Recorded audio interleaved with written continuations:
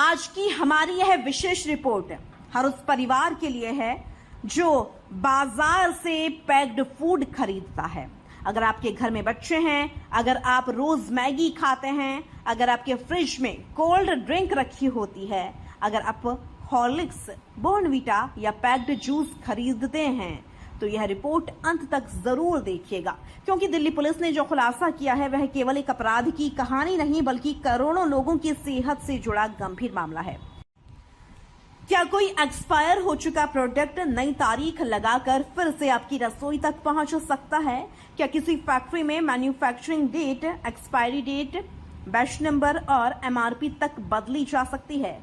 क्या बड़े बड़े ब्रांडों के नाम का इस्तेमाल करके लोगों की जान से खेला जा सकता है? आज हम आपको बताएंगे कैसे दिल्ली पुलिस ने इस पूरे नेटवर्क का खुलासा किया, कैसे एक साधारण सूचना एक बड़े फूड स्कैम तक पहुंच गई और क्यों यह मामला केवल दिल्ली तक सीमित नहीं माना जा सकता। देखिए हमारी विशेष रिपोर्ट। यह मामला शुरू होता है एक ऐसी सूचना से जिसका खाद्य पदार्थों से कोई संबंध नहीं था। दक्षिण पूर्वी दिल्ली पुलिस को सूचना मिली कि ओखला फेज 2 स्थित एक फैक्ट्री में बाल मजदूरी कराई जा रही है।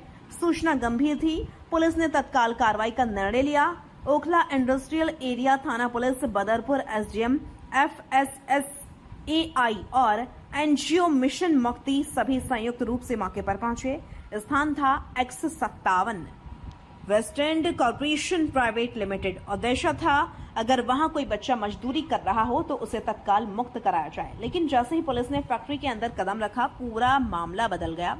बाल मजदूरी तो नहीं मिले, लेकिन जो मिला उसने जांच एजेंसियों को भी हैरान कर दिया। पुलिस ने जब पूरे परिसर की तलाशी ली तो बड़ी मात्रा में packed food, cold drink, health drinks, noodles, घी और जूस के पैकेट मिले। लेकिन सिर्फ उत्पाद ही नहीं मिले, वहां मिली प्रिंटिंग मशीनें, सीलिंग मशीनें, रैपिंग मशीनें, डेट बदलने वाली मशीनें, स्टिकर, लेबल, पैकिंग सामग्री और ऐसी पूरी व्यवस्था जिससे किसी भी प्रोडक्ट को दोबारा बिल्कुल नया बनाया जा सके। पुलिस का दावा है कि यही वह जगह थी जहां कथित तौर पर एक्सपायर्ड उत्पादों को नई पहचान दी जाती थी।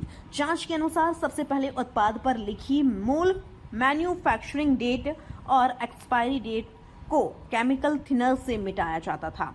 उसके बाद विशेष मशीनों की सहायता से नई तारीखें प्रिंट की जाती थीं।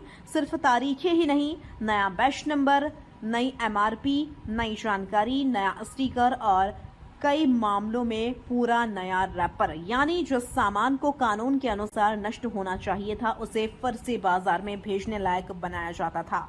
पुलिस के अनुसार मौके से कई लोकप्रिय ब्रांडों के उत्पाद मिले।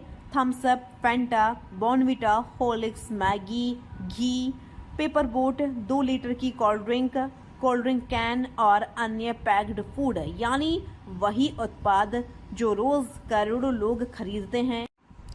यहीं से यह मामला एक सामान्य पुलिस कार्रवाई नहीं बल्कि जन स्वास्थ्य से जुड़ा मामला बन जाता है।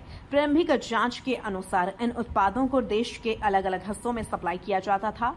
पुलिस का कहना है कि कथित तौर पर इनकी बिक्री ई-कॉमर्स प्लेटफॉर्म तक भी पहुंच रही थी। हालांकि जांच अभी जारी है और पुलिस सप्लाई चेन की पूरी कड़ी जोड़ रही है। इस कार्रवाई में 20 लाख रुपये से अधिक मूल्य का सामान, बड़ी मात्रा में एक्सपायर्ड खाद्य उत्पाद, रीपैकेजिंग मशीनें, सीलिंग मशीनें, स्टिकर, लेबल, प्रिंटिंग उपकरण, पैकिंग सामग्री और कई अन्य उपकरण बरामद किए गए हैं।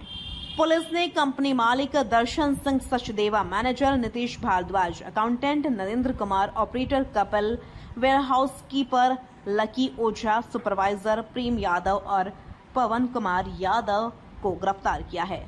सभी से पूछताछ जारी है। भारतीय न्याय संहिता की धारा 275, 318 4, 336, 340, 61(2) के तहत मामला दर्ज किया गया है।